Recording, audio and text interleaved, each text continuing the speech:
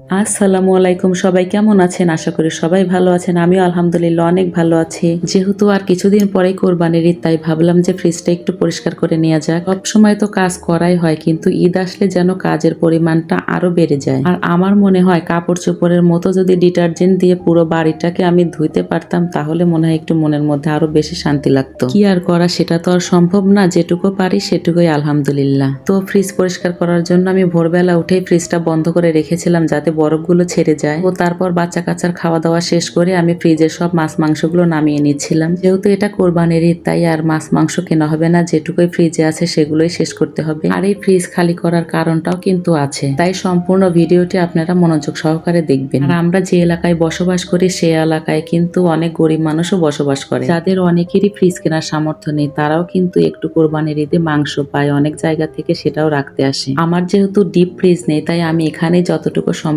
মানুষেরটা রাখার চেষ্টা করি। আমার এক চাচা শ্বশুর আছে, সে কিন্তু ফাঁকে যেয়ে বাড়ি করেছে, তারপরও আমার কাছে মাংস একটু রাখতে আসে। আবার আপনারা হয়তো বলবেন যে আমি কি কোরবানি দেই না, আমার কি একটুও মাংস হয় না? হ্যাঁ, অবশ্যই হয়। আল্লাহ তাআলা যেটুকু সামর্থ্য দিয়েছেন সেইটুকু মাংস কেবল আত্মীয় স্বজনকে দিয়ে আমি যে ঈদের দিন রান্না করব সেটুকু মাংস রেখে সব মাংসই বিলিয়ে দেয়া হয়। তারপর আমাদের যে সমাজের মাংসটুকু আসে সেখান থেকেও কিন্তু আমরা অনেককেই দিয়ে থাকি। আল্লাহ তাআলার কাছে হাজার হাজার লাখ লাখ শুকরিয়া যে আমাদের সারা বছর কিনে খাওয়ার আল্লাহ তাআলা তৌফিক দিয়েছেন, কিন্তু অনেককেই তা দেননি। আর সেই জন্যই কিন্তু অনেক মানুষই এই ঈদের জন্য অপেক্ষা করে একটু গরুর মাংস খাওয়ার জন্য। সারা বছর কিন্তু তারা কোনো মাংসই কিনে খেতে পারে না। এই তো দেখুন, আপনাদের সঙ্গে কথা বলতে বলতে আমার ফ্রিজটা পরিষ্কার করাও কিন্তু হয়ে গেছে প্রায়। আর আমি একটু তাড়াতাড়ি করতেছিলাম, কারণ আমার ছোট মেয়েটা বাসায় ছিল না, কখন যেন এসে যায় তার জন্য। তারপর আমি কিন্তু সবকিছু গুছিয়ে রাখলাম, মাছ মাংস যা যা ছিল ফ্রিজে সবকিছুই গুছিয়ে রাখলাম। তো ডিপটা যেহেতু গুছানো কমপ্লিট, তাই ভাবলাম একটু নর্মাল ফ্রিজটাও পরিষ্কার করে নিয়ে যাক। সেটা পরিষ্কার করার জন্য আমি সবকিছু বের করে নিচ্ছিলাম। তো